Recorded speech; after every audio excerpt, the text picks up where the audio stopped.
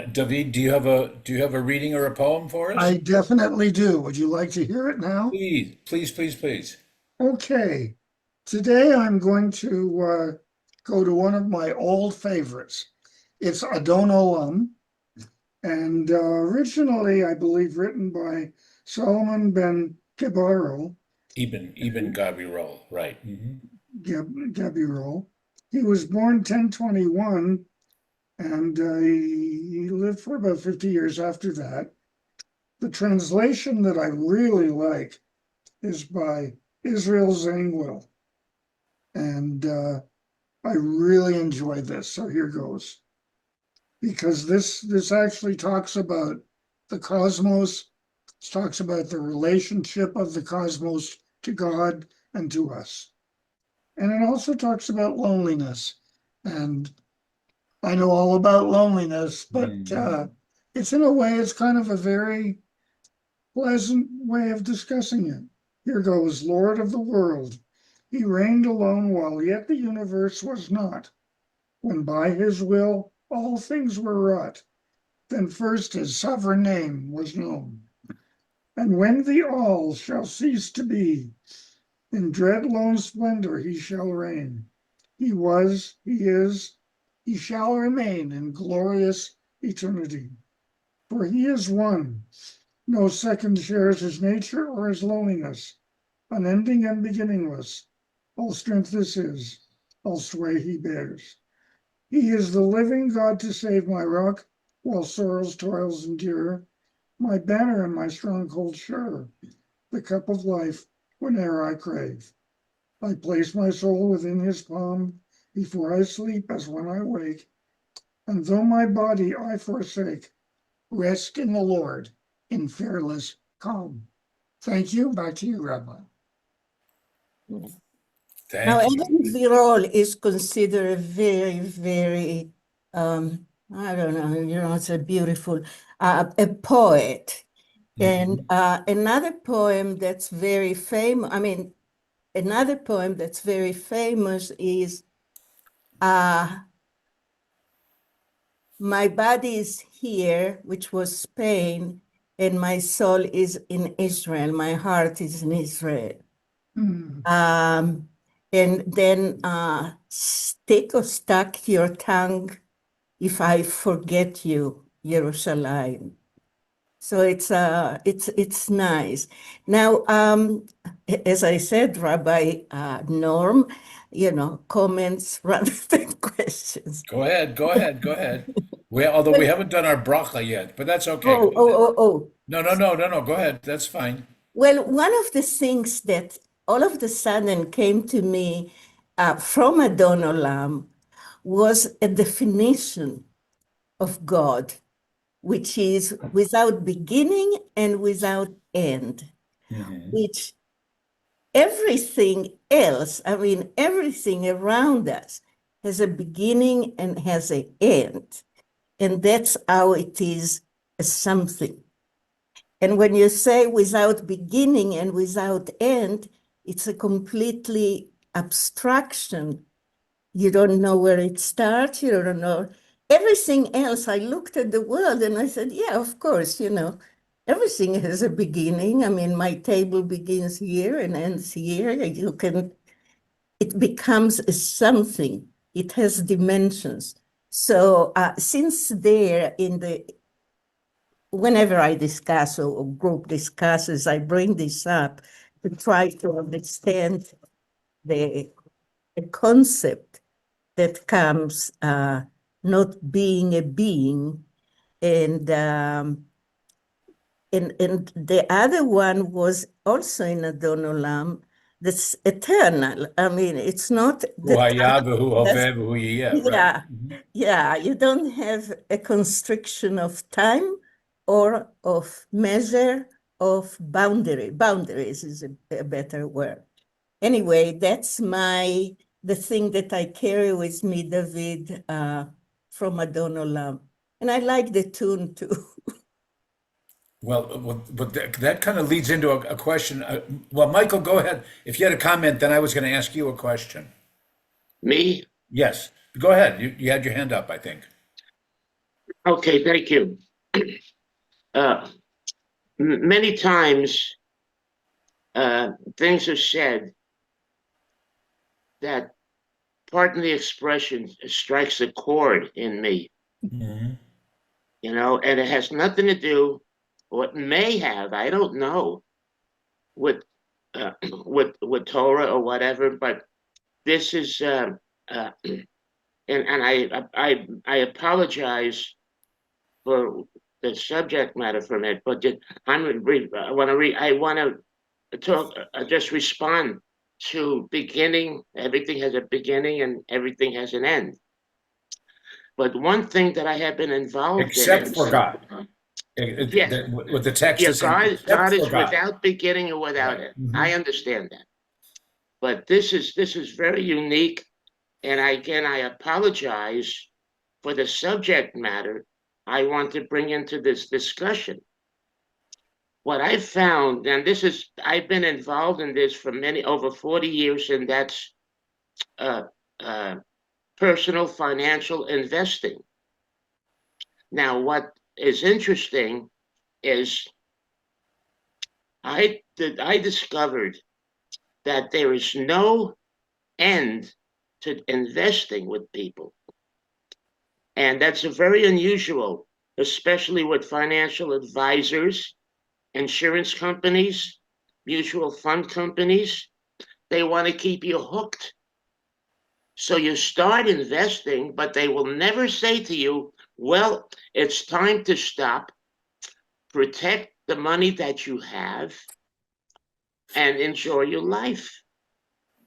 And of course, there's some caveats to that, but that's one area where there's no end with these people. And I can speak a lot more about that, but I won't right now.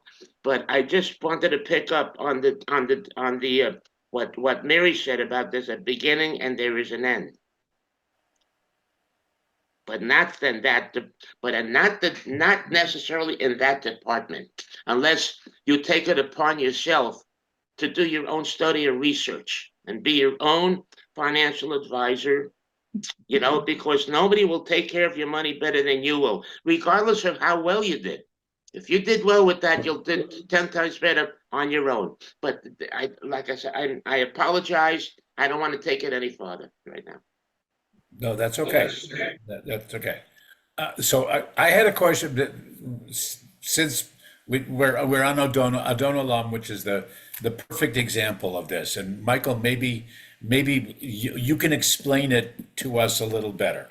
Okay, so and like Mary said, and I love the traditional melody for Adonolam, Me too. which goes back to Germany and whatever. But my shtick, and most of you know this, I think, is that like 2 out of 3 times at the temple, if we're singing Adon Olam, is we'll do it to a different melody.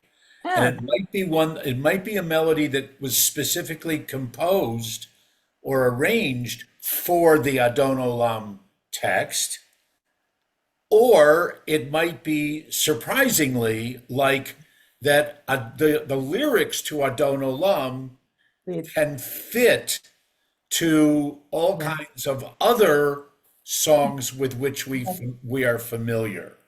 We just did around Passover time. We made Adon Olam fit to "Go Down Moses." When Right, right, right. Israel was in Egypt land, but okay, Adon Olam Asher Malach B'Terem. Or you can make the words of Adon Olam fit to Hatikva, or something like that. Okay, so what is it, Michael? I'm asking you, what is it about the structure of a poem like Adon Olam? I don't think even Gabirol, when he wrote it, I don't think that he had music in mind. Yeah. But what is it about the structure of that kind of a poem that fits so many different musical melodies? Well, it's it's not that so much as creating new songs. There is and with Jewish music, there's not a lot going on with the music.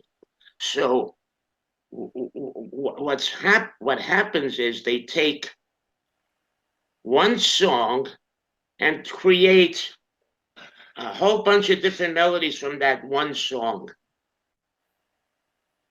And it's a lack of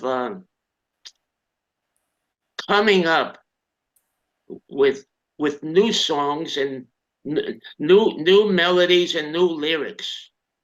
That's how I see it. So they take this one song and they run with it.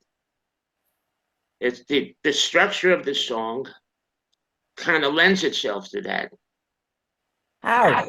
How does he do that? The structure of the song, I mean, of the song, meaning of the melody? Yes. Okay. Yeah, the melody itself is not a complicated melody. So people will work with it. And you find that with a lot of music. I remember at Knesset Israel when we had when the cantor got into doing melodies, and they used American melodies. She's coming around the mountain when she can. And so if you're going to do that, don't come up with American melodies. Come up with original songs, original melodies. So it's a bit of pardon the expression, it's a bit of a cop-out. Okay. Take a look at Irving Berlin. Irving Berlin, what is he famous for? He's famous for the most award-winning Christian songs, including My Easter Bonnet, whatever that is, the Easter Parade song. And how many songs did he write for Hanukkah? What did he write?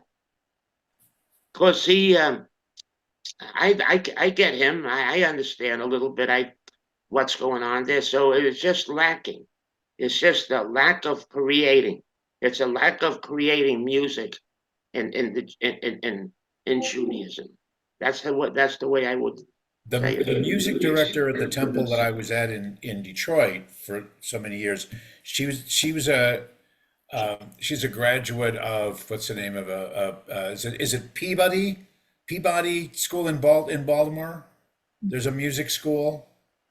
I don't know, I think whatever. so. Anyway, she insisted that there are really only basically half a dozen musical progressions, and everything else is just is a takeoff or derived from 5 or 6 basic basic themes, if you will, like the same thing in literature, I guess. But in this It's case, a lack of creativity. no. But the question, Michael, is the rhythm What? the rhythm of the lyric that determines if it can go with so many tunes. Like in this case is ta ta ta ta ta ta ta ta ta ta ta ta ta ta ta ta. So it seems like that fits a lot of existing tunes. And the question is there, it's not rhythm, it's rhyming. אדון עולם אשר מלך, בטרם כל יציר Yira. Yeah. והוא אחד ואין יחיד, טאטם, טאטם, טאטם, טאטם. You see, 2 rhymes and 2 rhymes. It seems like it's a very common that fits a lot of music, that the music exists. We're not talking about just using it, but because of that kind of structure, it goes with a lot of tunes. Well, it's childish. It's very, very childish, and you can put that to different things. It's like a kindergarten, and the teacher said, "Now let's sing it this way, and let's sing it this way." It's just there's not a lot of depth to this kind of music. It's just very childish. And that's the problem with Hanukkah music. People ask me at the temple, when I was a member, Michael, would you play some Hanukkah music? No, I don't do that. Leave it to someone else. I don't play this kind of music. God bless that, but because I've been in music all my life and I have a lot of experience, I'm a graduate of no music college. And many people have, they graduate and this and this and that. Oh, that. It's about playing. It's about playing the music. I don't read music anymore. When I was a child, I was a sight reader. I can read it up and down and left and right, but I didn't like that. I didn't like playing someone else's notes. I wanted people to play my notes. And so I got into and I became a very good arranger because I went on my own. I just set the music aside and started to play. But I have no regrets. I have no regrets about that. However, at that time it was a bit of a mistake to set the music aside and not go back to it once in a while, Rabbi. Yeah, I'm just wondering if maybe neither Mary or I are expressing it correctly, but is there That's something okay. That's is there all right. something inherently in? I mean, you said like the da da da da da da da da da, that couplet that's juvenile, but that's also from like 1100 years ago, and and the structure of poetry and whatever was different. I don't think that it was written to be set to music. The music or the melodies came later, but I guess my question is there a particular structure of poetry that is easier to set to music? And is that why certain of these melodies or hymns, whatever, we would call them traditional because they've stuck around for so long, because they're easy to remember and easy to sing and easy to put other words to it. Does that make sense? Yeah, well, when you use the word poetry, American poetry, very, very difficult to put music to American poetry because it doesn't, there's, again, I use the word structure. Yeah. When you talk about it, to set actual music and notes to that, it's just too kind of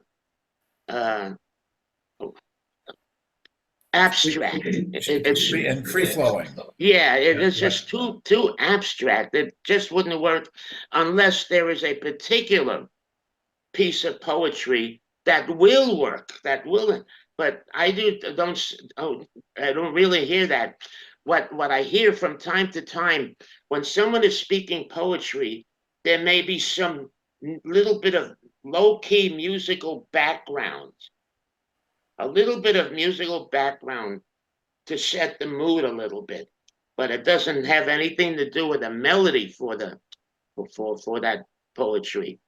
Hebrew poetry, and I've never heard a lot of Hebrew, very little of any, but that it may be just a different a different way of feeling it, or if it's said in Hebrew or said in English, that may make a difference. I'm not sure, but music most of it is in A minor anyway.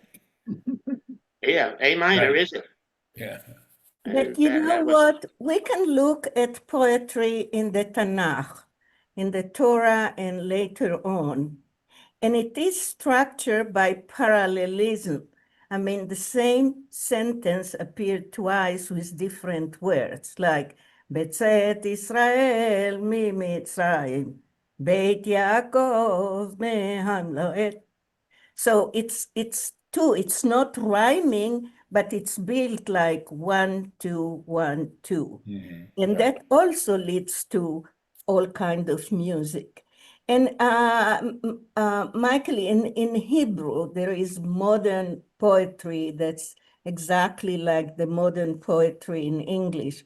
I'm getting these days the New Yorker, and I read the poetry there, and I say, what's poetry about this? You know, why is it in the frame of poetry? Because as you said, it's not just abstract, but it doesn't have a structure that you can, like in the old days, you can say A, B, B, Right, or exactly. A, B, A, B. So it's a thing, and Hebrew is absolutely the same. Just, whatever happens in modern, in one modern In the language, modern Hebrew. yeah, in the modern, yeah, that whatever happens now in one language, it happens in Ivrit as well. Actually, Well, literature in Ivrit is you're hard. certainly entitled to your opinion and what you have to say. Uh, I would ask you, Mary, do you play a musical instrument? No, You don't. I don't sing and I don't play musical instrument, but I dance. By what? I dance. Oh, you dance. I wonder how. I'm sure you're a very good dancer. What do you Absolutely. What do you dance to? The To hora? any piece of music. When I'm You in the go around and around in a supermarket, circle. when in the supermarket with my cart and they have music, I move with the But music. I'll tell you, Mary, I admire very, very much that you have this a bit of a passion for that, and that's what I like. Thank I you. like people who have a passion in music for whatever it is. I was talking to somebody, and they said, "Well, I don't play well. I don't do this, and I do that." Another musician, I said, "Please don't ever say that. Don't everyone. There's no two musicians alike. If it would, music would be no damn good, you know." So I admire the passion and whatever level anybody performs at, I admire that very, very much. The past 19 years being here in Green Valley had opened my eyes to that, and the discussion of music is absolutely wonderful at any level, Yeah. at any level, Rabbi. So I want to thank you very much for asking me. That's very, very nice of you to ask my opinion on Well, this. we appreciate the insights. You're Yeah. certainly of the four of us sitting here, you're the one with the most background Yeah. and You're perspective. the expert, Yeah, the Well, movement. absolutely. I, Absolutely. I don't want all that pressure, please, Too bad. but no, I appreciate that immensely, Okay, and I great. Thank appreciate you. the times that David came to my home and he wanted to hear over and over again the green, green grass of home, Oh, Yeah. okay. and and I'll always remember that, David. That's your song. That's our song. Oh, I thought it would be Oh, stars absolutely it shining up is. above me. Da, da, da, da, da. Okay, anyway. Yeah. Okay, so let's look at the let's look at the Torah. Baruch atah Adonai Eloheinu melech haolam asher kitshanu b'mitzvotav v'tzivanu la'asok b'divrei Torah. Right. Amen. Amen. So Marty told me that because I had to leave early last time, you got right to to start chapter 35 of Yes. Numbers. Yes. Is that correct? I think so. I Yes. think so, yeah. Me too. Okay. So, and reminders that one of the ongoing themes for the last several chapters has been the apportioning of the land in anticipation of the conquest, but apportioning of the land to the various tribes, and then the tribes that wanted to stay on the east of the Jordan, up in the what we call the Golan Heights, or down near the Kinneret, the Sea of Galilee, and what was given to them, etc. Now, what we have what we need to come back to is specifically what happens to the Levites, the tribe of Levi, who don't get any land apportioned to them. And then also there's reference to the cities of refuge, which we've talked about, the sanctuary cities, and how that all fits in. So that's where we are with chapter 35. So I did a little bit of dividing it out here. David, are you our reader? Whatever. I'd be happy to start. Okay, why don't you do 35, 1 through 8? Discuss Arei Miklat.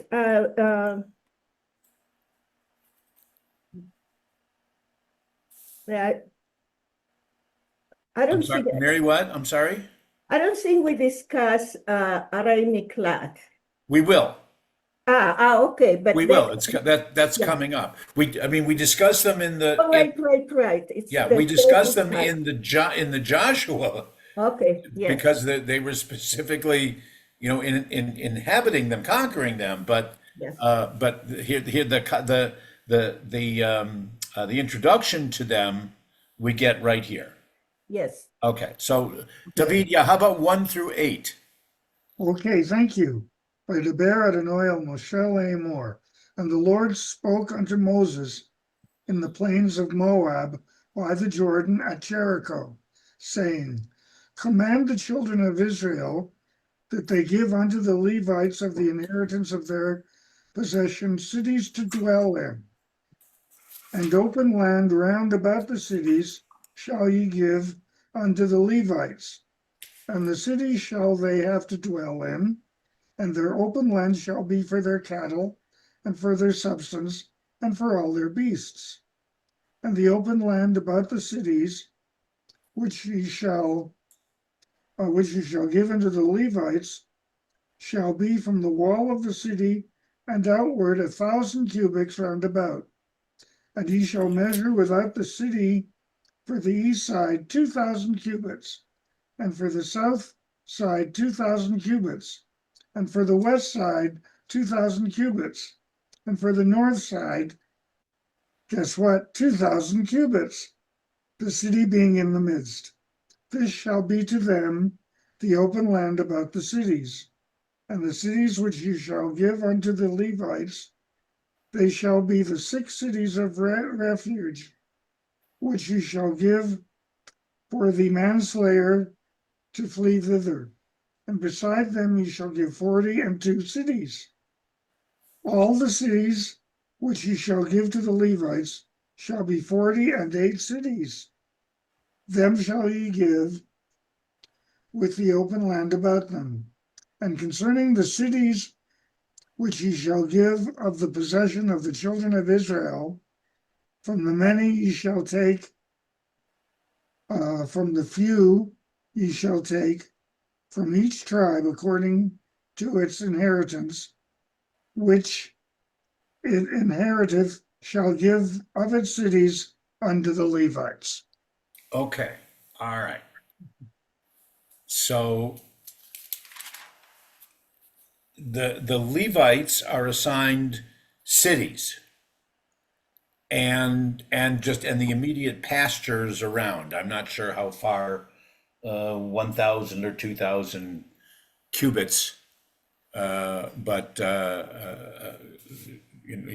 how far that would actually take them. But it certainly is enough land for them to pasture and for their flocks and grow. The Levites again, because their portion is to be the servants of God, so they don't necessarily get a full slice of the territory. They only get cities within each of the tribal apportionments, and the amount that they get is proportionate to the size of the allotment that, so Judah gets the largest territory. So the amount of territory that the Levites would get in Judah is larger than what it would get inside of Asher, which is a smaller portion. The Because the Levites are not entitled to anything and anything of their own permanently. Okay, and then there are the 6 cities of refuge that are of those cities that are given to the Levites. 6 of them are identified as cities of refuge, which we'll learn more about in a few moments. And then there are 42 others. So there's a total of 48 in the promised land that are identified, and they're spread all over the country, so that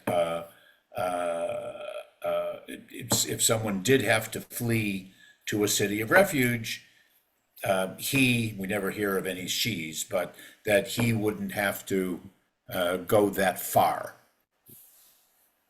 So that's the context of what it's sending right now. Okay, and anyone have any, as we said, any comments or questions to get it started?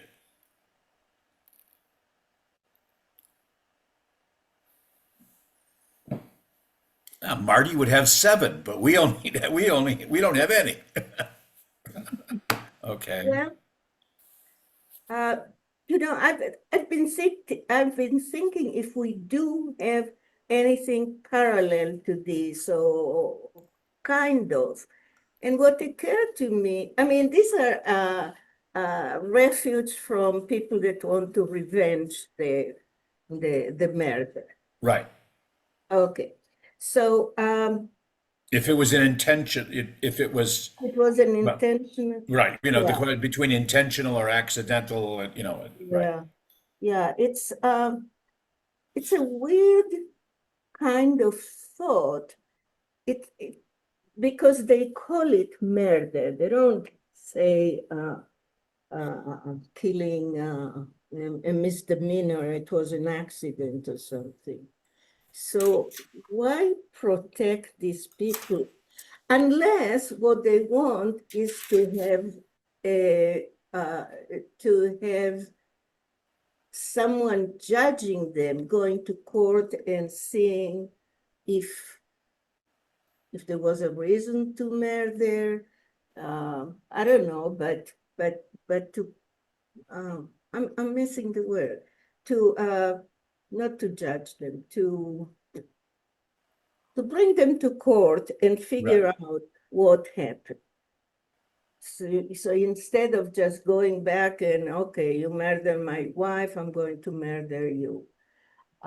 So to avoid that kind of things, but we don't hear about what would happen if it doesn't go there. It would be killed. And since it's defined as murder, why to protect this person without bringing him to, let's see, maybe the Talmud talks about it. Well, the Talmud does, but also the next 2 or 3 paragraphs give us some further definition or explanation. But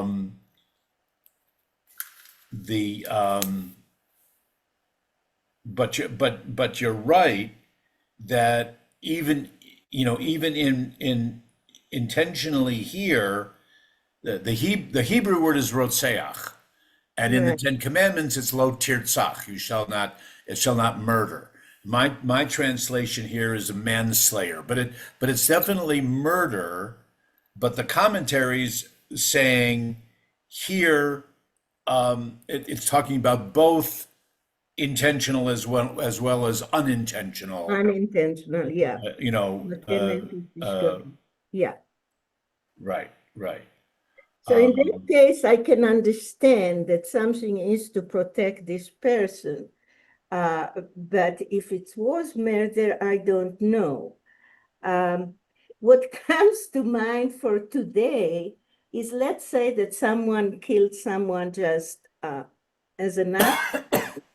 So instead of leaving this person to the hands of the revengers, they put them on a protecting witness plan. Right, yeah, witness, right. Yeah, so, as protecting him from being killed, which is the idea here.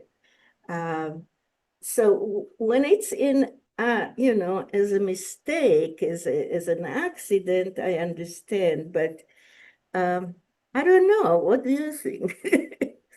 Well, from what I read, apparently the idea of seeking sanctuary or finding a city of refuge or holding on to the horns and the ark or whatever it might be, that practice was known in other ancient cultures.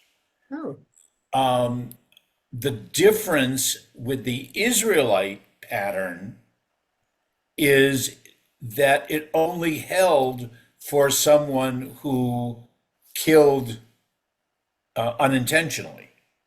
That okay. it didn't, that, an intentional murderer couldn't flee to the city of refuge.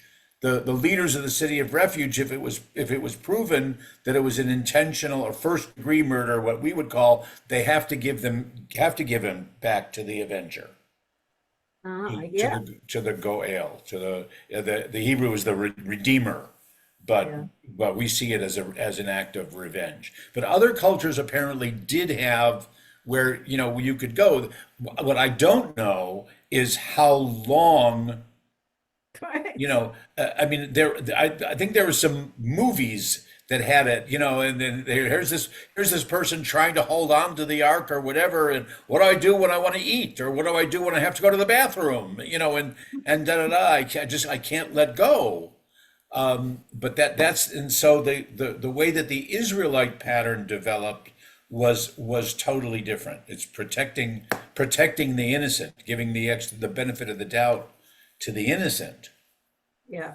So the Levites look into the issue to decide if it was intentional or not. Someone Oh, had oh, to. definitely. There definitely was. I think we would call it a trial, but they That's definitely, where, sought yeah, information and yeah, background and made a decision. And yeah, as we would see, where the Talmud comes in is giving those kind of criteria of what had to be, the number of witnesses, that the judges couldn't decide immediately. They had to sleep on it, all those kinds of things. And that, of course, plays out in the New Testament, of what the New Testament says the Sanhedrin made decisions about Jesus, et cetera. So anyway, Michael, you had a hand up. Oh, yeah, thank you. You introduced the word murder into the Well, I discussion. didn't. It's here. Yeah, go ahead. No, no, you said but it's that. Okay, so as I understand it, the this I think it's the sixth commandment that says, "Thou shalt not murder." Mm, I right. think I right. think so. So the question is then and now, that time and present. When is it appropriate to use the word murder? I think that's what Rabbi Miri was pointing out, is that the Hebrew is the same word for murder, not just cause a death or kill. And we usually, and I agree, and I've heard you usually point out that there's a difference between murdering and other Yeah, acts that result in death. yeah. And so the question is, why does this specifically say murder when it's referring to both intentional and unintentional? I don't have an answer to that. But You but don't? that's the verb that it specifically uses. So it says you're stating that it says both to kill, kill and murder. It has both connotations. If by murder we're inferring that it's intentional, premeditated.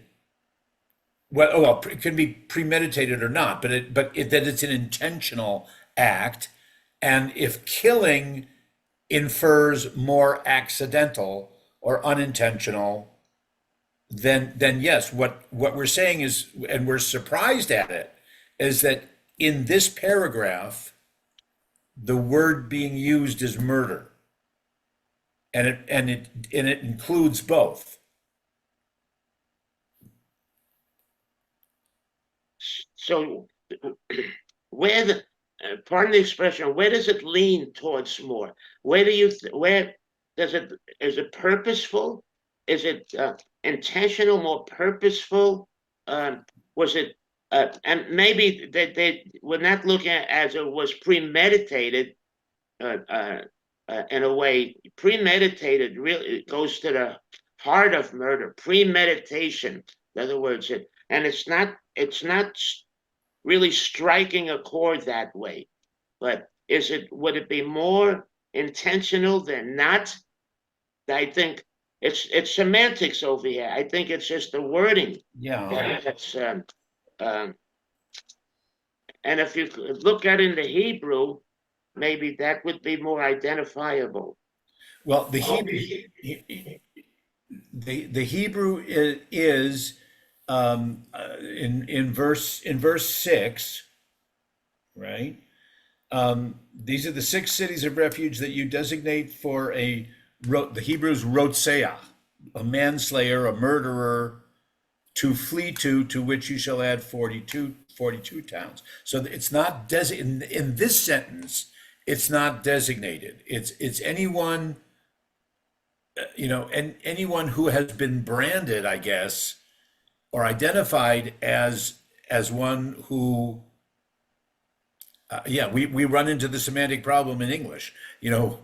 One who killed, one who murdered. The commentary specifically, here's a commentary. The term embraces both deliberate and involuntary homicide. The underlying concept is clear. The blood of one who is slain, even accidentally, must be redeemed. And here the focus is on involuntary homicide in this story, as how to protect the one who was involved in a slaying, in a death, but it was involuntary. It was unintentional. Yeah.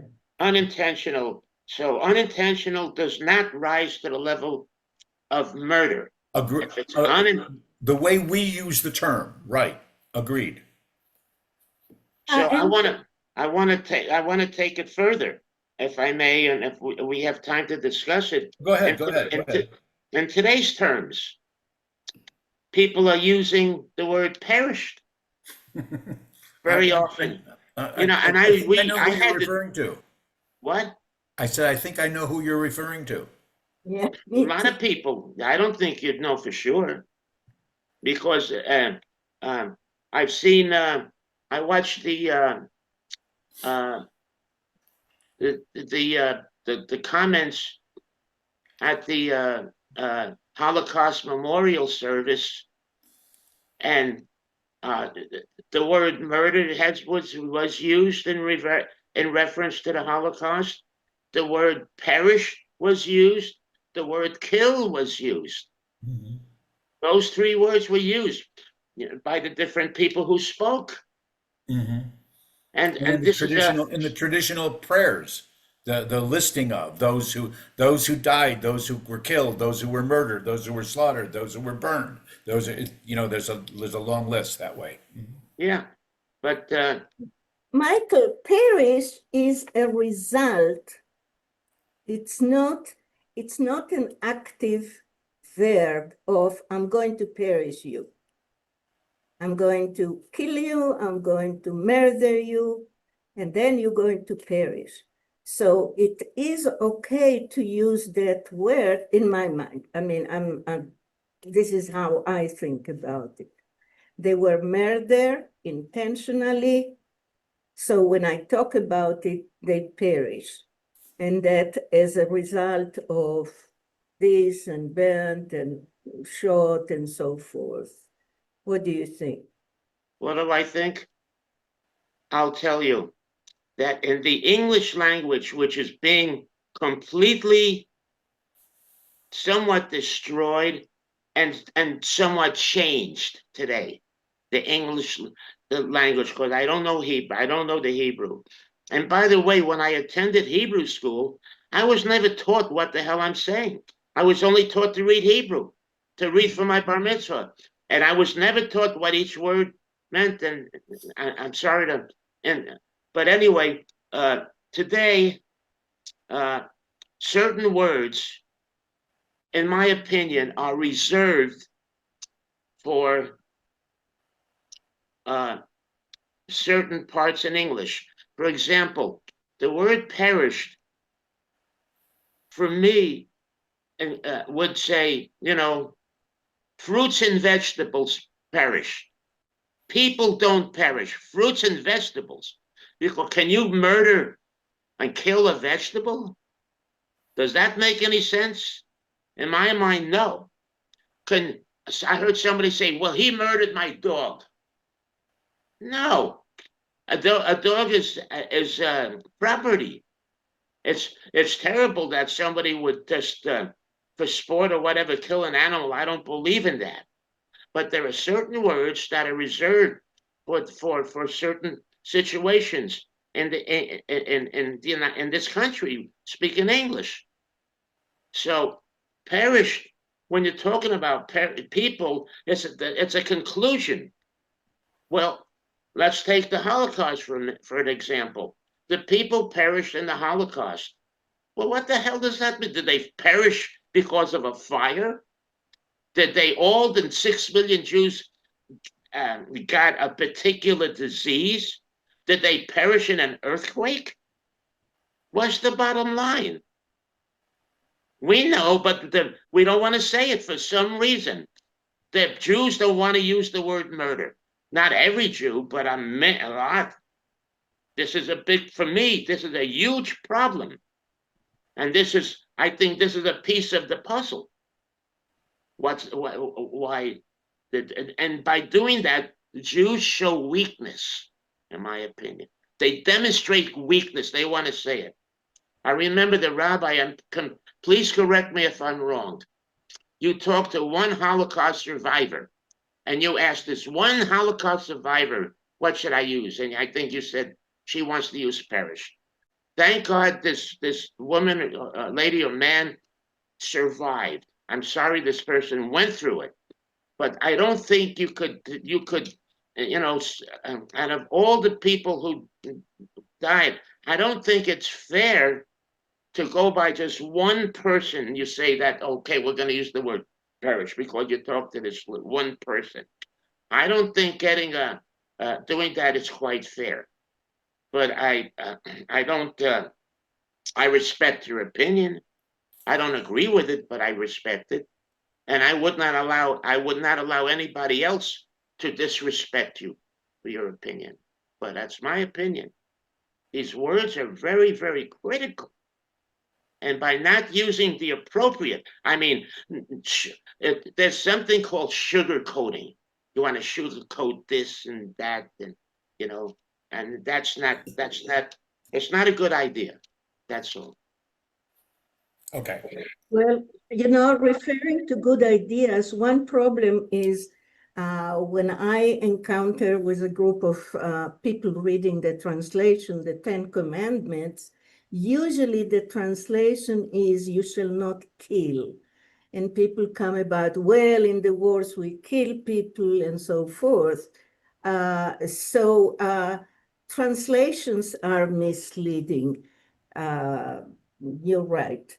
But yeah, I don't agree with you on the issue of perish because I cannot perish Of my. what? I'm sorry, I didn't get that, Mary, please.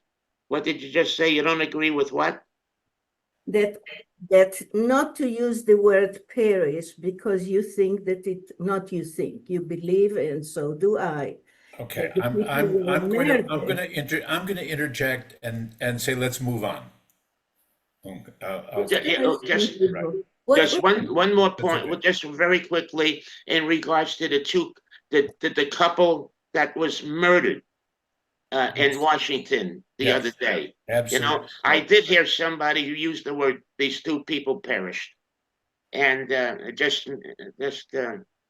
I can't. It's very hard for me to swallow that. To look at the whole thing, free Palestine, and then these two people are shot, two young Well, people. I mean, some of the extremely sad aspects of this is that the young woman, especially, and I wouldn't say, certainly in my first sentence, I wouldn't say that they perished. Yeah, that they were killed, they were murdered, they were assassinated, whatever. She was making it her life's cause and mission to work for peace and better understanding, whatever. I know her rabbi, as a matter of fact. I spoke to him yesterday.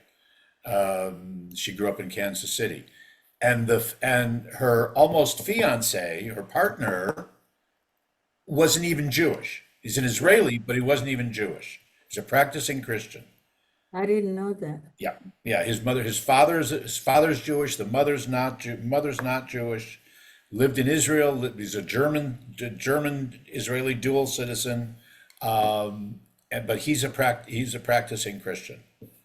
And for the two of them to be slaughtered that way, coming out of an event that specifically engendered understanding and was recognizing and honoring those groups that were working for better understanding, just adds to the tragedy. It's very, very sad. Anyway, we'll go back. If we continue reading a little bit, we might find some of the Torah's insight to the questions that we're asking. Although, again, in the Hebrew, they still continue to use that same word, which we're translating as murder in the Hebrew. But I think that the nuance and the interpretation does change. So, Michael, are you okay to read a little bit? I'll read a little bit. Okay, why don't you try nine through just nine through 12, just that one paragraph. Okay. The Lord spoke further to Moses. Speak to the Israelite people,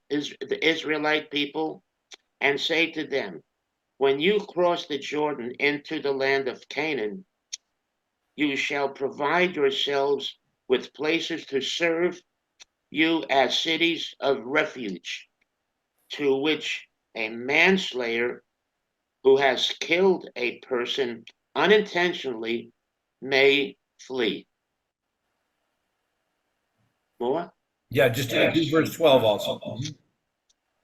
The city shall serve you as a refuge from the avenger, so that the manslayer may not die unless he has stood trial before the Oh, assembly. that's what I was, yeah. Right. Okay. All right. So we learned two things. One is there's this clarification. It says a rotseach, a murderer in the way that we've been translating it, who has killed a person unintentionally.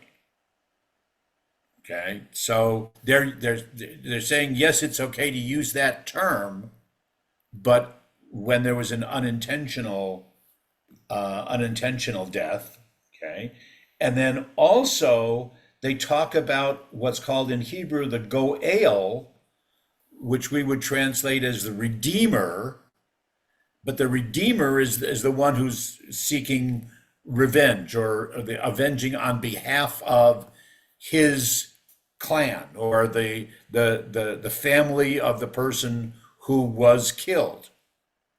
And then should the trial, so to speak, should the trial prove the individual guilty, the goel, the redeemer, and it's an intent, they intentionally use that term, the goel, the redeemer, the avenger, takes on the role as executioner. He becomes the one who will execute capital punishment on behalf of not only his family, but on behalf of the entire, what do they call it, the assembly, or the Ada, and the entire community. So these couple phrases that Michael read for us in English, these now give us two clarifications. The one that they use the word murder, but specifically they're talking in these terms of if that death was unintentional, and then if it's proven in trial that it was a first degree murder, that the avenger, someone who's seeking revenge, is now called a redeemer, and bringing justice and redemption on behalf of the people, so that murder doesn't enter into the promised land. That's the way that those couple sentences give us insight. Yeah, Michael, did you raise a hand there? Yeah, thank you. When I have a question. It says when Moses received the Ten Commandments from God, was was the word "thou shalt not commit murder" right from the very beginning, or was it changed later on or readapted or something? So was it from the very beginning, from that point, "thou shalt not murder"? It is from Moses receiving the Ten Commandments. It's the same verb as we're using here, murder. And it was always used that way. Well, apparently not always, because in this case, it was understood differently. Well, So I don't know whether that means that that there were, case studies, that they had experiences with this particular kind of thing, or whether it was theoretical. I don't know. We don't necessarily have a case. well, Back in Genesis we do, but not since the Ten Commandments. I don't think we have a case in the Torah of someone who is trying to avenge someone else's death. oh yeah. Okay, based on what you said, I think that you really clarified that for me, because what you said, cases and different events, and so I think that it has been thought out over time Yeah, about we just what don't know what if, we just don't know if some smart aleck kid, whatever, came to Moses and say, "Hey Mo, what if, such and such, what should we do?" Or like with the daughters of Slofchad, and we're going to see that in a couple paragraphs also, the daughters of Slofchad who come and say, "Wait a minute, there's no men here to inherit. Are we allowed to inherit?" Moses had to seek God's advice and then make a decision. So somebody either because it was a real and an existing situation, or somebody hypothetically said, What if? what would happen, and they didn't have a better term to use. well, that's when the practice of law started. Yeah. That's why it's a practice. You're demonstrating why the study of law is a practice, because it's evolving and changing. Different events occur, and I always have said that you cannot predict. You don't know the future. You can't predict the future. You cannot, because things, no matter how you think that there's going to always be surprises, and something that say, "I never thought of that." That type of thinking will Well, that's continue. why, like you say, that's why law develops, and that's why the Talmud develops. The Talmud, you know, Because couple Michael, hundreds of years afterwards, now they're right, to in specific explain, yeah, situations, right, and right. this is different, and this is different, and this is different, and then after the Talmud, you come another 1,000 years later, then it becomes the Shulchan Aruch that Oh, says, okay, you know, that when you're in such and such a situation, what can, because this is prohibited, and this is, you know, the civil law doesn't allow you to do this, so what should you do, and how do you balance it? And then there's six. There are response. 613 mitzvot. Yep. Could there be more?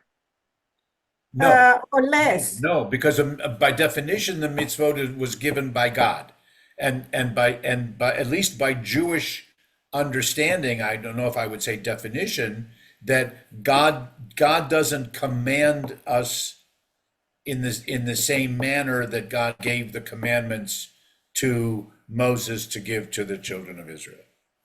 And Michael, I would like to add something to this discussion of the Ten Commandments. You know, there really is, now I'm glad that Rab Norman mentioned Talmud, because, you know, it says,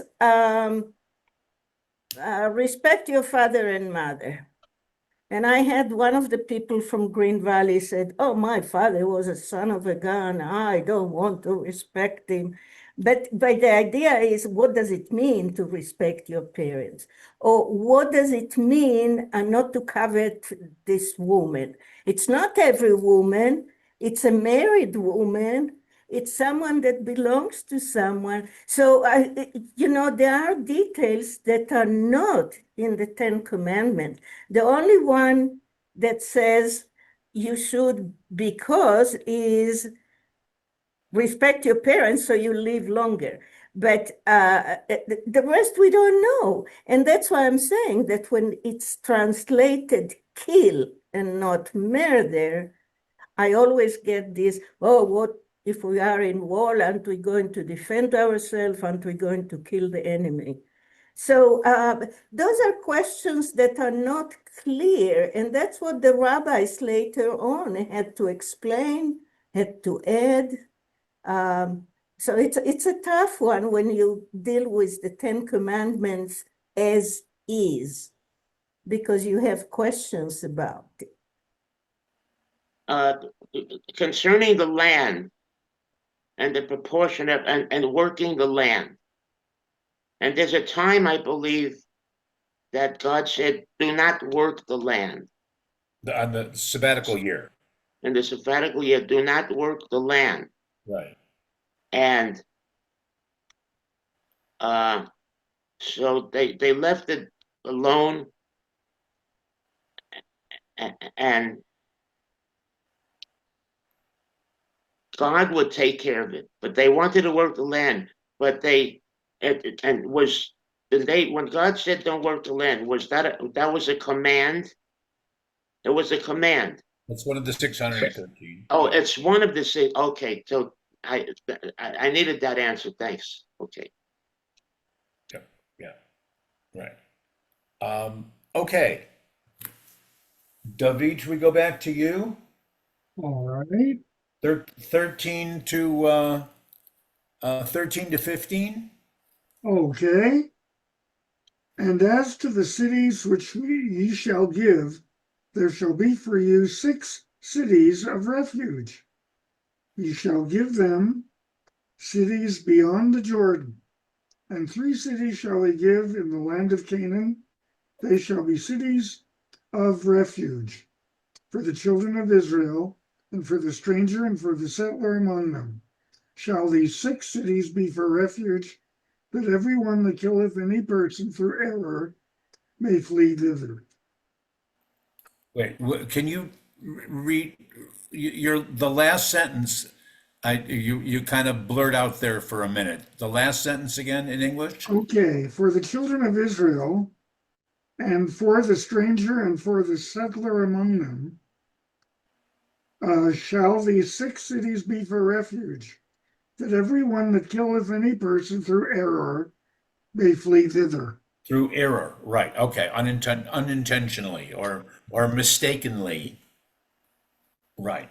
Okay, so that that defines those cities that the six of them that are out of the Levites' time, because there are going to be 42 others, but six out of the Levites' cities, three east of the Jordan, three west of the Jordan, and they're designated as cities of refuge.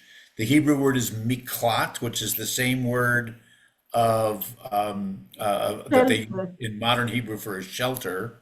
So if you're in Israel and your phone starts to send off an alert that the missiles are coming, you look for a miklat. You look for a shelter. It's the same word. There Okay. is a story that I wanted that might relate to this. During the First World War, the Germans and the Allies agreed on a Christmas truce, and that they would stop fighting over the time of Christmas. And one of the things that the two sides decided to do was to play some sports together. During the game, one of the Germans, one of the German um, shots accidentally killed one of the Allied people. The play was stopped, and the Germans came over to say, this was not intentional. This was an error. We did not mean to do this. We're supposed to be having a truce. And so I thought that might relate to our discussion right now. Was it accepted? Yeah, it was. Interesting. Okay. Okay. All right. Now, Reb Norm, what's the difference? We have here the word ger and toshav, and David said alien and or something else, and settler. I know what settlers are today, but who's a settler? The that's the ger is separate from the ger toshav. What's a ger Okay. toshav? The ger is the ger is By like the asaf suf, the hangers on, or the mob, yeah. as opposed to somebody who has legitimate claim, might be a slave, might be a wife, who's from a different nation or something like that. Oh, Okay, so or someone the foreign plural that came. thereof. Right, right. Okay. My English says that the Israelites um, the, and the resident aliens among them. It kind of slides them together. Here, Friedman says for the alien and for the visitor among them. Oh, and the visitor. Okay, all right. I don't know. It's for anyone who strikes. Yeah. As opposed to a citizen.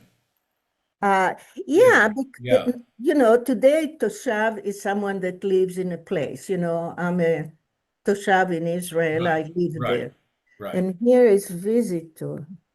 Yeah. But the point is that the practice of having the city of refuge It's for was available not only to the Israelites, but anyone who happened to be in the community at that point in time, okay. who was Yeah, makes sense. accused of, Yeah. or who actually did cause the death of someone. Okay. Thanks.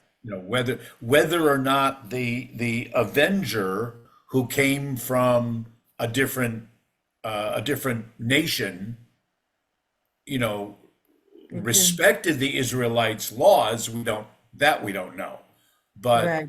Right. the Yeah. safety procedures were available and were offered to someone who was fleeing from. It was there. Anyone that was in the land. Right, right, right.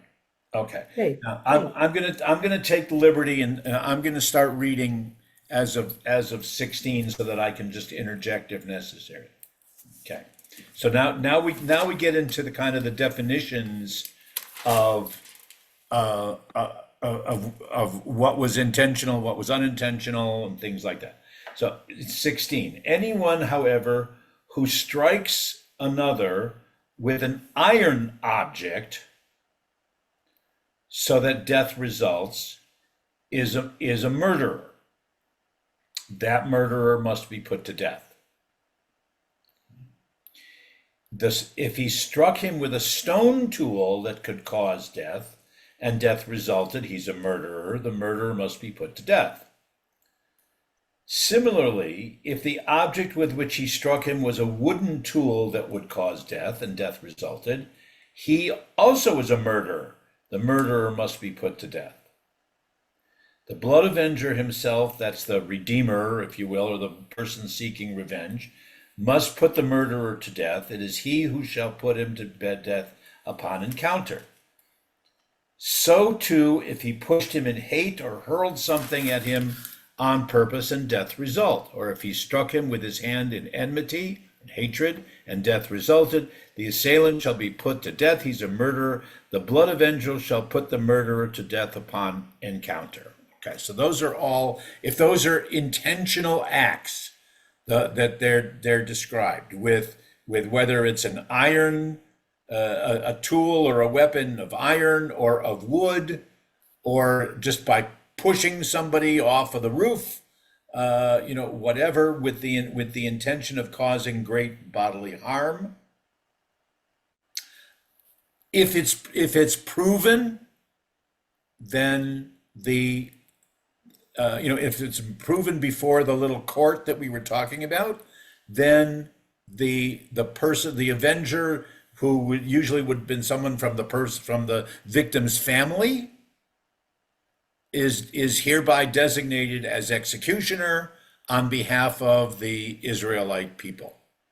And again, in some of the commentaries add parenthetically so that blood doesn't stain or poison the promised land.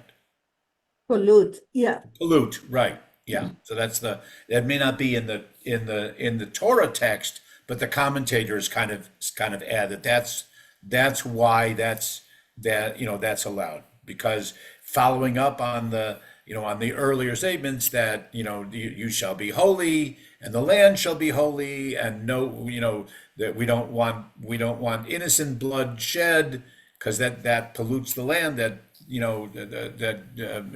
chilul Hashem, that's desecration of God's name, et cetera, et cetera, et cetera.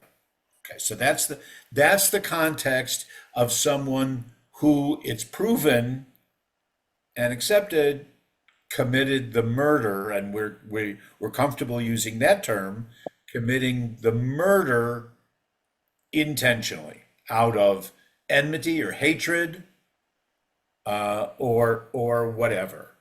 Okay? Passion. I'm sorry? Passion. We use the word passion today about Passion, right, a crime of passion. Okay? which is not with kavanah. It's not Right. with Intentional. Right. meditation. There's a description, because the phrase in, I think it's verse 17, there's a description of that if he struck him with a stone tool, which is even yad, which with a tool in his hand made of stone, and they use that. Then one of the commentators that I found described that can be something that's gripped by hand that is large enough to fill your hand, or it can be thrown by hand. Okay, anything that's stone that way. And then similarly, if it's with wood, if you can grip it with your hand, if it's large enough, if it's a little stick, it's not going to kill, but to fit, or if you can throw it like a spear or a javelin kind of thing. That's how they explain those. All right. Now, at 22, however, Yeah. But if he pushed him without malice aforethought, or hurled an object at him unintentionally, or inadvertently dropped upon him any deadly object of stone, and death resulted. Okay. I'm looking to see whether or not below Mivakesh Re'ehu. That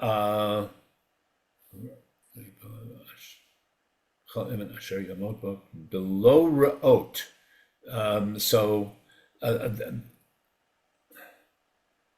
Trying to see exactly where the Hebrew says what. Which verse you're looking at? We're in 23.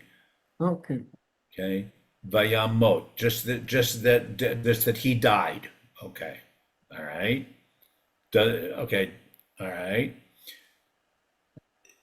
If he's not an enemy, v'huloya oyev lo below mifakesh ra'ahu, and so the person did not seek harm. They're really going into detail of this. This is unintentional.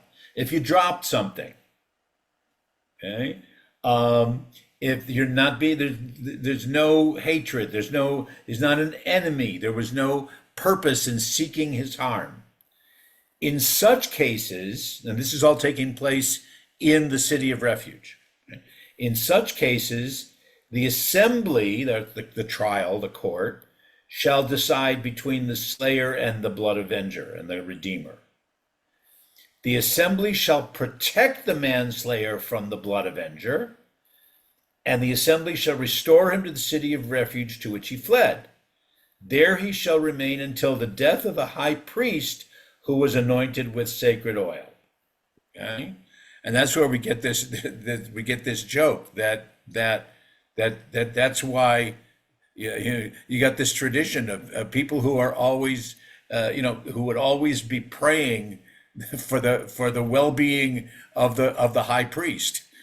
Yeah. I might not be the rabbi, but they're always praying for the well-being of the high priest, so that you don't lose your sense of security. But But what's nice is that there is a limit of time. yes, I wanted to add. Where did I get that? 964. Okay, all right. So here's this is the Eitz Chaim's commentary until the death of the high priest. Just as the high priest brings atonement for all Israel on Yom Kippur, his death brings atonement for the unintentional manslayer. Some commentators understand this law homiletically. In other words, because the high priest was beloved by all and considered by all Israelites as a virtual member of their family, think of the Pope, right? His death causes them to mourn, eclipsing the mourning for their previous loss, purging them of the wish for revenge in the earlier death.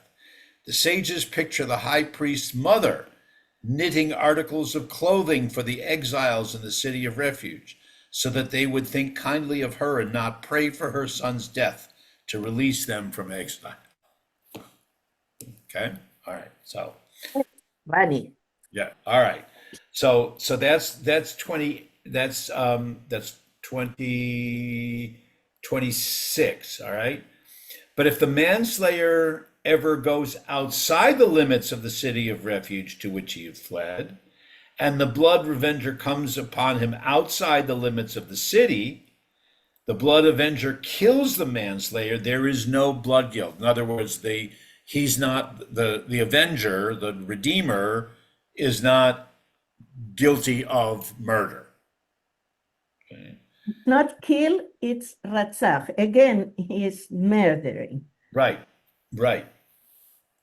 Ein lo dam. There's no blood, no considered blood guilt on him, for he must remain. That's the one who originally fled to the city of refuge. He must remain inside his city of refuge until the death of the high priest. After the death of the high priest, he may return to his land wholly, to his property. Okay.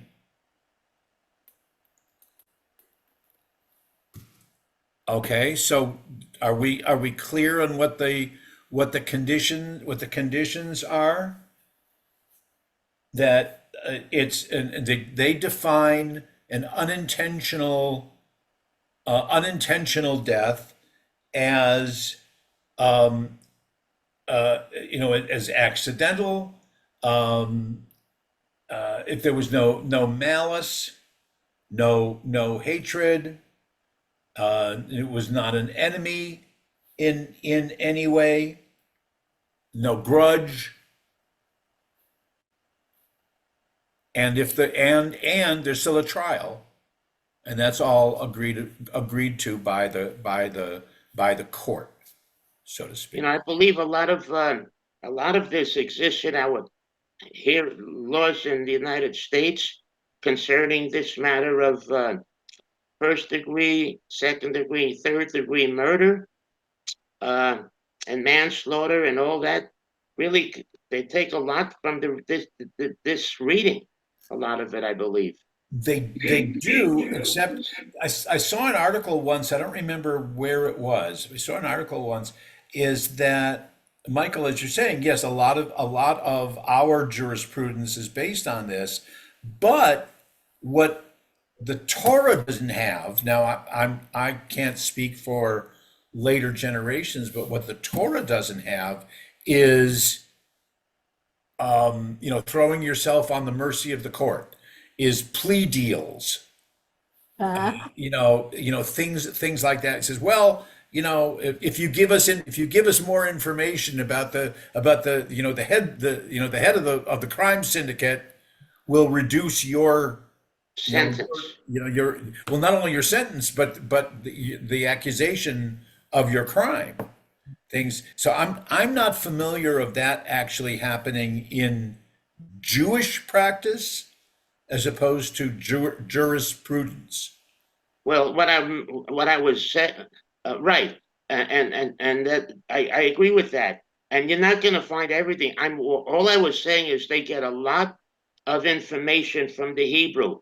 Oh Not yeah, everything, not everything. yes. Oh, of course. We develop our own sense of possibilities in the law for sure, but a lot of basic stuff comes from here and Yeah, and and that's you know that's and the the Judeo-Christian basis for a lot of it. Absolutely. yeah. yeah, in law school, they have to learn some of the Talmud because my son is a lawyer, I know. Uh-huh. Right. Okay. Um, How come he's not a doctor? Because he cannot stand the sight of blood. okay. If Well, there's plenty of blood in the courtroom. Not you don't see it, but right. Okay. Um, Michael, you want to read some more? We okay? A little bit. Let me see. Um, 29, as of 29 through the end of the chapter? 29. Let me take a look here where it is. 29, 6, 28, 29. Yeah. Such shall be your law of procedure throughout the ages in all your settlements. If anyone kills a person, the manslayer may be executed only on the evidence of the witnesses. The testimony of a single witness against a person shall not suffice for a sentence of death. You may not accept the ransom for the life of a murderer who is guilty of a capital crime. He must be put to death. Nor may you accept ransom in lieu of flight to a city of refuge, enabling one to return to life to live on his land before the death of the priest. You shall not pollute the land in which you live, for blood pollutes the land, and the land can have no expiation for blood that is shed on it, except by blood of him who shed it. You shall not defile the land in which you live, in which I myself abide. For I, the Lord, abide among the Israelite people. Mhm.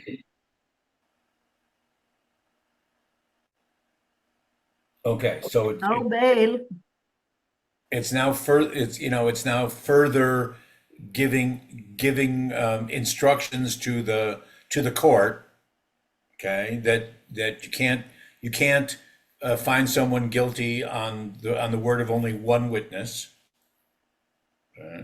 and they can't buy their way out of the sentence. You have to excuse me for 1 minute. Sure, I, sure. I have to rest my eye, please. Okay. So I'll be back shortly with you. Okay, thanks. Take care of yourself. All right. And that's where we get this phrase of do not pollute the land, with the blood of someone who's innocent. Someone who's guilty and being executed, their blood does not pollute the land, but only someone who is put to death incorrectly or wrongly, that might desecrate. Okay. All right. 36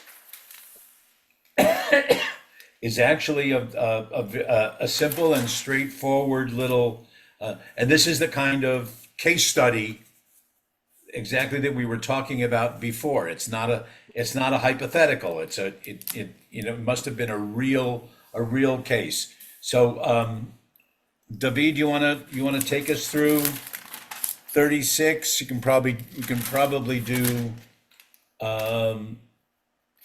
I would even go, all the way through.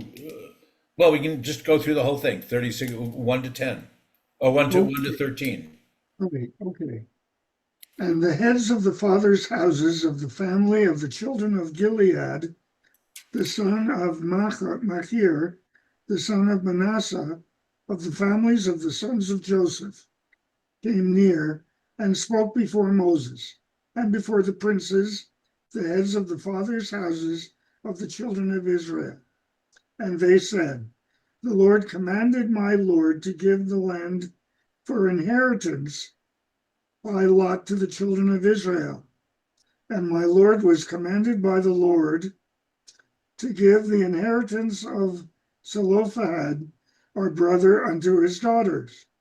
And if they be married to any of the sons of the other tribes of the children of Israel, then will their inheritance be taken away from the inheritance of our fathers, and will be added to the inheritance of the tribe whereunto they shall belong. So will it be taken away from the lot of our inheritance. And when the Jubilee of the children of Israel shall be, then will their inheritance be added unto the inheritance of the tribe whereunto they shall belong.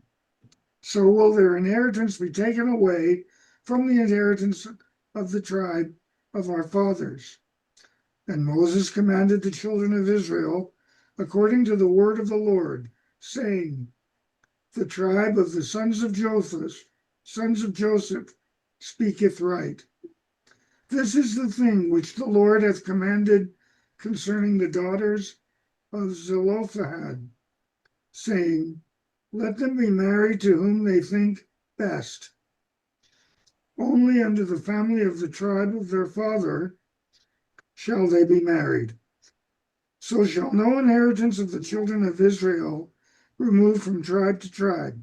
For the children of Israel shall cleave every one to the inheritance of the tribe of his fathers, and every daughter that possesseth an inheritance in any tribe of the children of Israel shall be wife unto one of the family of the tribe of her father, that the children of Israel may possess every man the inheritance of his fathers.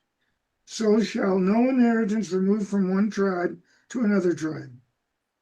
For the tribes of the children of Israel shall cleave each one to his own inheritance. Even as the Lord commanded Moses, so did the daughters of Zelophehad. For Mahlah, Tirzah, and Hoglah, and Miliah, and Noah, the daughters of Zelophehad, were married unto their father's brothers' sons. They were married unto the families of the sons of Manasseh, the son of Joseph, and their inheritance remained in the tribe of the family of their father.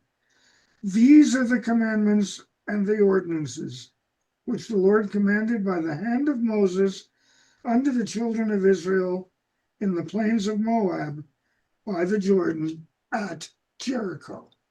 Right, right. And then the tradition is that we go right into saying chazak, chazak, v'nit chazek, be strong, strengthen each other as we end the book of Numbers. Okay, so the daughters of Zelophehad had been told that they could inherit the land because there were no sons. Okay, that was a legitimate question. And back in chapter 27, Moses sought advice from God and said, "No, your plea, your request is valid. Yes, you can inherit if you have no brothers. Now, even a younger brother would have inherited everything if there was if there was one, and the daughters wouldn't. Okay, all right.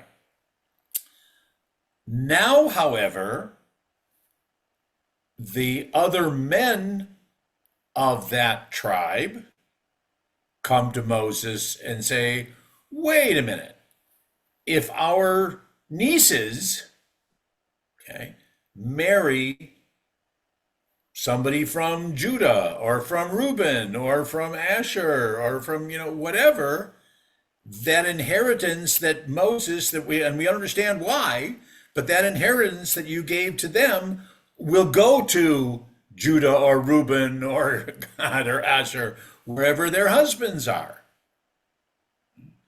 Moses thinks about it and says, aha, we got a problem.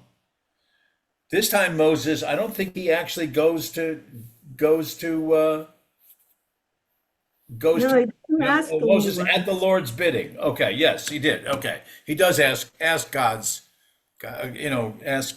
help. Okay, all right, and says, okay, so here's the compromise. The compromise is that the women can still inherit the land, but they must marry within their own tribe. So they all wind up marrying their cousins, and everybody's happy and lives happily ever after, right? Okay. But imagine that they married someone from another tribe. I mean, you cannot carry with you that inheritance. So now their husband have another piece of land in another tribe, in their tribe. So if there are ones that they are in Zvulun in the north, and this is in Judah, I mean, it's kind of useless unless they send someone to. They may have tried to sell it, or they may have, done something or other. We don't know what. Again, we Yeah, don't. yeah, Was yeah. this merely a hypothetical question, That's the or principle. did someone present, "Hey, we have this issue, we have this problem"? Yeah, yeah. Yeah, Yeah. we just don't know. We Okay, love these four women. They right. opened their mouths and said, Moshe, Moshe, that's not right. Not many women did that. Okay, so I wanted to share with you the Eitz Chaim's little summary comment about this last passage. It says this last passage is not a mere postscript.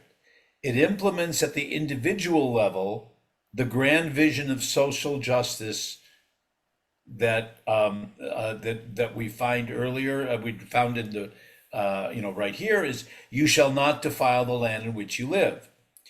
It reconciles competing legitimate claims, that of the individual, a daughter's right to inherit, and that of the community or tribe. Our ancestral portion should not be diminished because these women might marry men of another tribe. Moses' solution leaves both sides satisfied and respects both the letter and the spirit of the law. Throughout the book of Numbers, we've been shown that Israel composed of rebels and grumblers.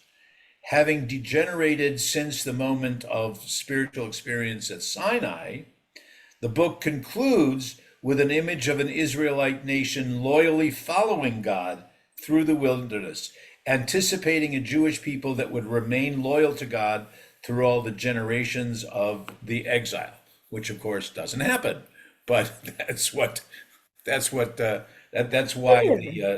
text originally answered that way. That with this story of compromise, and everybody seems to be, it seems to be hunky dory, and we'll hold off this kind of background for until next week. But and in rabbinic literature, as well as certainly in scholarship, and Rabbi Miri will defer, I'm sure Friedman has a lot to say about this, is that this kind of ends the main part of Torah, and then Deuteronomy, Devarim, is a recap, Right. and a reinterpretation and a revision. Deutero means the second, so and it's a much later text. So I'll do an entirely different kind of introduction to it, try to summarize some of the historical and critical scholarly background. But again, Miri, if Friedman gives different interpretations, please feel free I'll know that. to Yeah. throw those in. And I don't know, Mary, have you ever seen? I don't know, David. I don't know if you've ever seen, and Michael's not back yet, but how, like in some of the older Chumash, the older five books of Moses collections, that they do what they call the Masoretic summary of the number of verses and the number of paragraphs and the number of words and all that kind of stuff at the end of a book. Yeah, I've seen it. Have you ever seen that? So Yeah. Sikum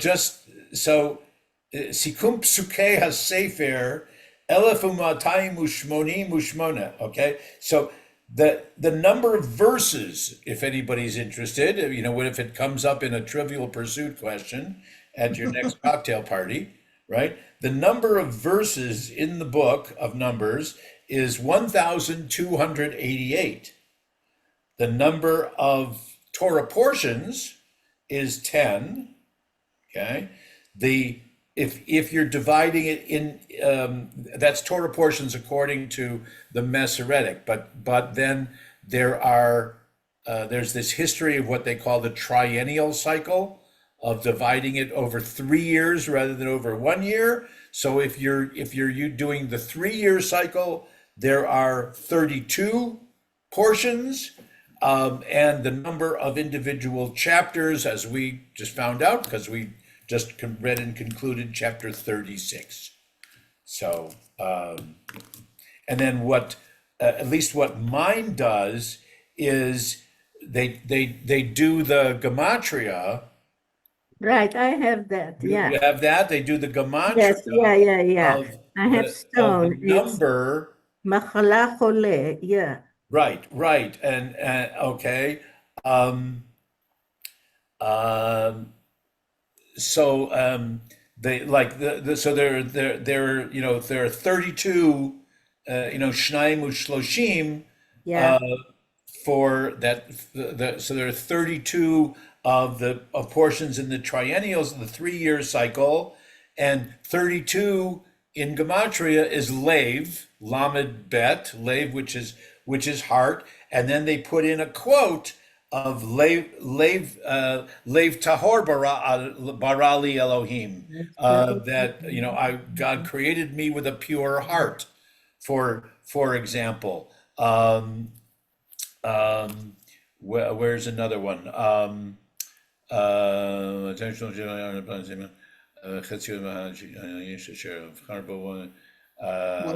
Michael,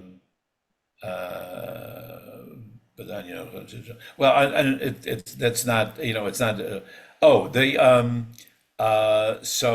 If there are 36 chapters, we said in the book of Numbers. So 36 is Lamed Vav. We know that because that's twice 18, and then we talk about the Lamed Vav, the Hatzadikim, 36, the Lamed the Vav righteous. Tzadikim, the 36 righteous, and but the word for 36 is lu, and then there's that phrase lu chasmu chachmu yaskilu zot, yavinu livinu la'achritam, that if only the wise would remember that. It's from Psalms. If only the wise would remember that, and consider in making their lifelong decisions and things like that, and remember their end. Their end is dust, and and whatever. So that's how the Masoretes would conclude a book of the Torah. And so sometimes it's the first chance that we've had to look at that. So